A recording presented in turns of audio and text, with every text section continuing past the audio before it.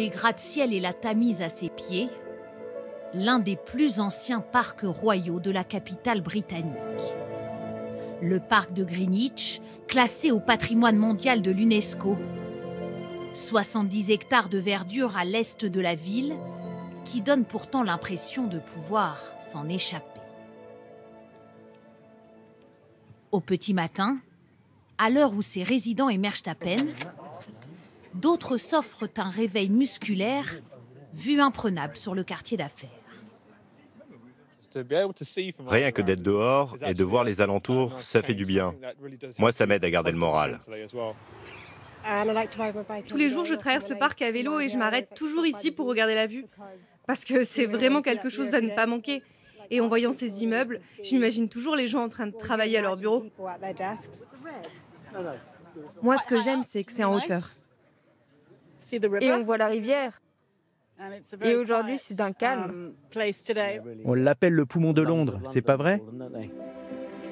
Pourtant, ce n'est pas sa vue qui a fait la renommée de Greenwich, mais son fameux méridien. Une ligne qui traverse la Terre du nord au sud, matérialisée par ce tracé au sol, au pied de l'Observatoire royal. Le docteur Louise Devoy en est en quelque sorte la gardienne. Je me trouve donc sur ce qu'on appelle le méridien d'origine. Et ce qui est remarquable, c'est qu'on peut avoir un pied dans chaque hémisphère. Là, c'est l'ouest, et là, c'est l'est. Au sol, d'ailleurs, on voit les villes qui se trouvent de chaque côté avec leurs coordonnées. Et toutes ces latitudes et ces longitudes qu'on utilise, elles sont toutes définies par cette ligne-là. Une longitude 0, afin de savoir où se situer sur le globe. Au XVIe siècle, 2/3 de la flotte mondiale utilisait déjà Greenwich comme référence. Les navires commerciaux calculaient à l'époque leur position en fonction de leur degré d'éloignement de Greenwich. Il finit par être adopté comme standard international en 1884. Greenwich a donc changé la façon dont on se repère sur Terre et dans le temps. Et pour comprendre pourquoi, il faut pénétrer à l'intérieur de l'Observatoire royal, là où tout a commencé, avec cette lunette méridienne datant du XVIe siècle. Ici, c'est donc le télescope qui a permis de définir le méridien de Greenwich. Et d'ailleurs, vous le voyez encore matérialisé là au sol. Les astronomes se mettaient là, ils ouvraient le toit de l'observatoire et ils notaient l'heure exacte à laquelle chaque étoile passait dans leur champ de vision. Et c'est comme ça qu'ont été calculés les premiers fuseaux horaires. Et aujourd'hui encore, on utilise ce système quand on voyage. On continue à se demander combien d'heures en plus ou combien d'heures en moins nous nous trouvons par rapport à l'heure qu'il est à Greenwich. L'heure de référence universelle. Et ça fait partie de notre quotidien. Une histoire de temps et d'espace. D'ailleurs, de l'espace, c'est précisément ce que recherche Zachary de Santos, un Londonien qui, de temps en temps, aime oublier la jungle bétonnée de sa ville. J'adore mon quartier, mais au moins une fois par jour, j'ai besoin de rentrer un peu en contact avec la nature.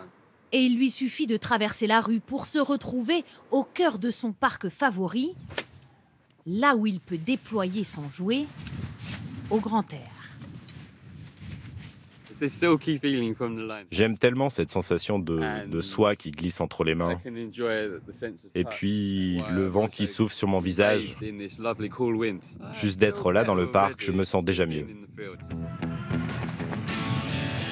Mieux qu'une bouffée d'air, une sensation de liberté.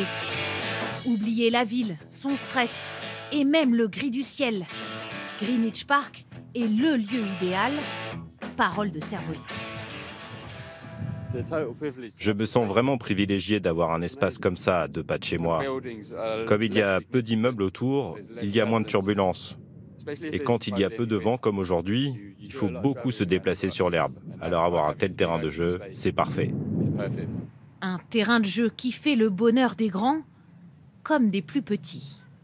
Où au détour d'une allée, les attend un spectacle sauvage, vestige d'une époque où Greenwich était un terrain de chasse.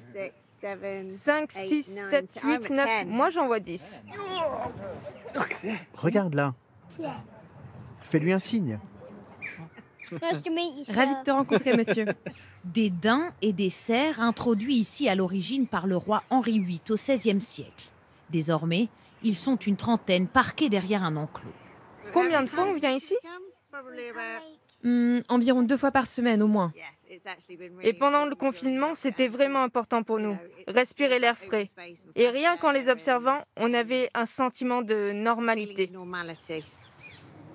Resté ouvert pendant tout le confinement, mais sans voiture, le parc aux 1000 couleurs est devenu un refuge. Même si le grondement de Londres n'est jamais vraiment loin.